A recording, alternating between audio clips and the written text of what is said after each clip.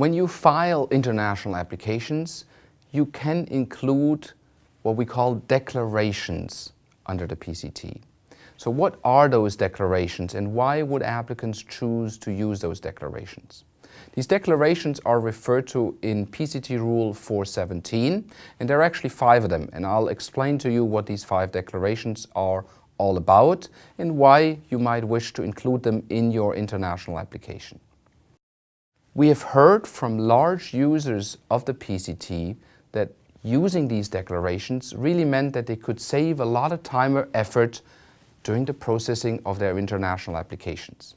Now, the benefits of these declarations admittedly only really come into play when you enter the national phase with your international applications. But you need to already submit these declarations at an earlier stage during the international phase. You can file them at the same time that you submit your international application.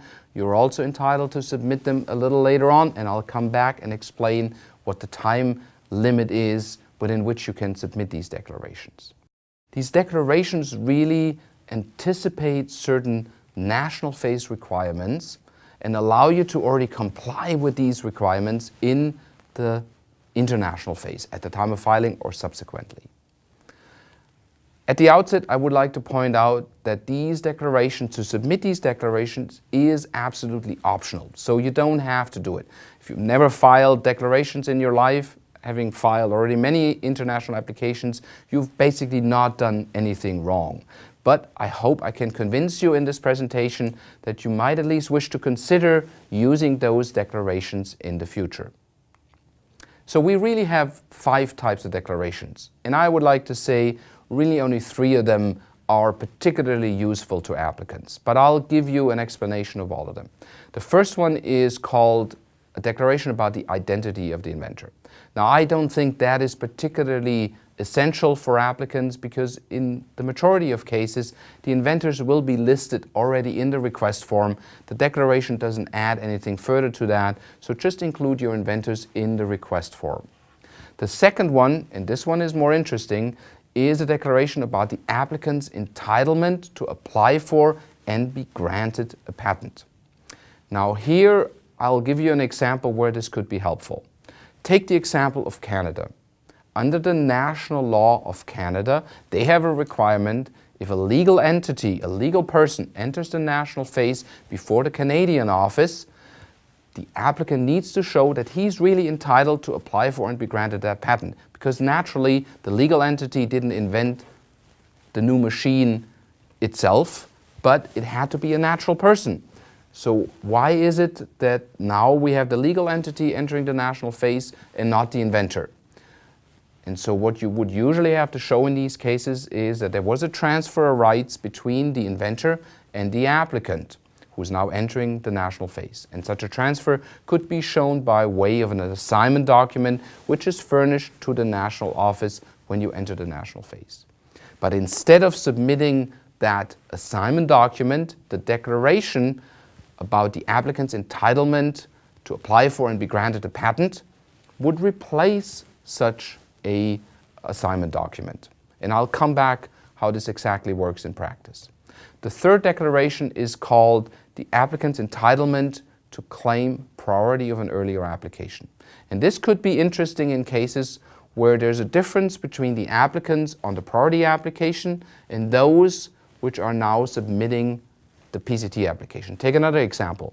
You have maybe acquired the rights to a particular invention from another company.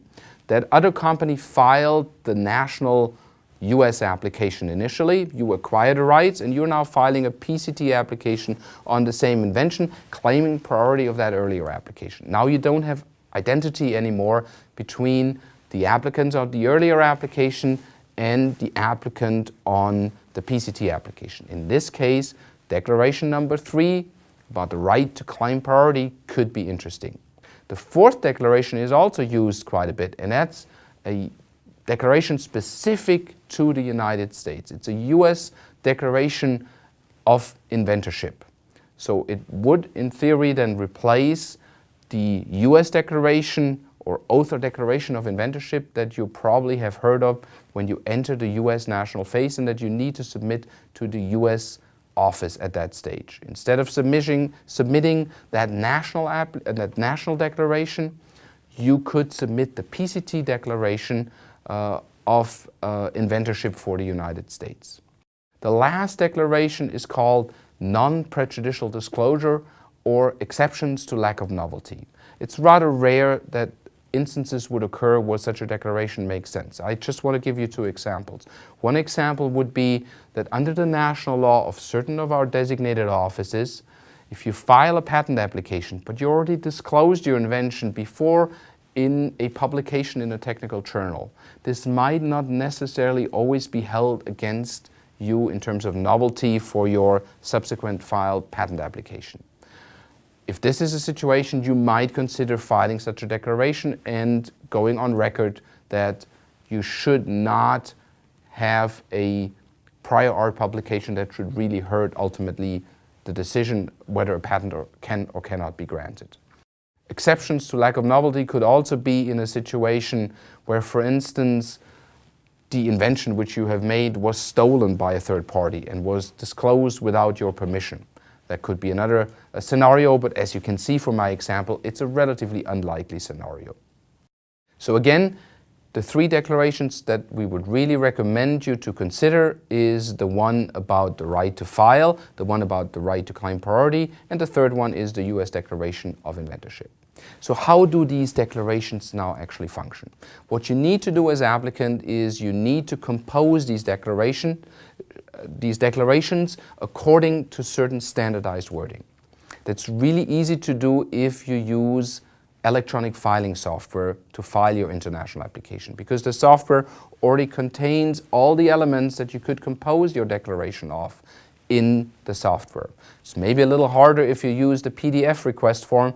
There you need to turn to the notes of the request form or to the administrative instructions which contain the standardized wording. Now, if you compose your declaration correctly, if it complies with the standardized wording, then basically national offices, when you enter the national phase, are not entitled to ask you for further proof or evidence on whatever you have been declaring in these declarations. Two exceptions. One, the office doubts the correctness, the veracity of your declaration. And the second one is in the area of non-prejudicial disclosures. They're always entitled to ask for further proof or evidence. The US Declaration of Inventorship is a little bit special because here you need to make sure that you list all inventors in the declaration, and all inventors need to date and sign the declaration. It's the only declaration that needs to be signed. The other declarations do not separately need to be signed by the inventors or by the applicant or agent. If you have inventors in multiple countries, it might be difficult to get them all to sign the same declaration. So you could make multiple copies of the same declaration where you list all the inventors and you send your various copies to your individual inventors. They sign their copy and you submit several copies then, each with a signature of one of the inventor, to the receiving office or the international bureau. That would be acceptable. If you file them electronically, you can also have them signed with the help of a text string signature. So it's relatively easy to comply with the signature requirements if you file these declarations electronically. So as I mentioned, you can submit these declarations at the time of filing, but you could also submit them after the time of filing. And the time limit to do so is 16 months from the priority date. You even have longer time. You have up until completion of technical preparations for international publication to submit these declarations. Now, technical preparations, that's a time limit of 15 calendar days prior to scheduled international publication. So if you submit your declarations before that time limit, they will be accepted by the receiving office and the international bureau.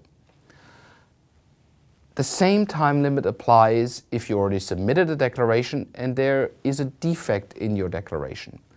Usually receiving offices don't check for defects in declarations, but the International Bureau will check all declarations submitted for any kind of formal defects. For instance, if the Declaration of Inventorship for the US hasn't been signed, we would check for that. Or if maybe some other information is missing in the declaration, we would also check for that. If we notice a formal defect in a declaration, we will issue an invitation to the applicant, and then the applicant has the possibility to correct this declaration. And the time frame to do so, again, is 16 months from the priority date or up until completion of technical preparations for international publication. Now, once you submitted your declaration, we will publish those declarations, and do note we even publish declarations which still contain a defect in them. And if you did not submit a corrected version, we would actually go ahead and publish the incorrect declaration, and it would be up then to the designated offices to decide whether they could nevertheless accept such a defective declaration. Do notice one element here is it's not possible to withdraw a declaration once submitted. So if it's out there, you cannot undo it and withdraw it. So just be a little bit careful when you submit your declarations. Make sure that what you're declaring is accurate and true, and that you don't have a situation where you might wish to later on withdraw your declarations. We do think that if you use the declarations under the PCT, you really can save a lot in time and effort later on in the national phase. You won't have to supply, let's go back to my example of Canada, these assignment documents to the Canadian office. You won't have to get the signatures again of your inventors for the US Declaration of Inventorship. So all of these things can really help the further processing of your application in the national phase.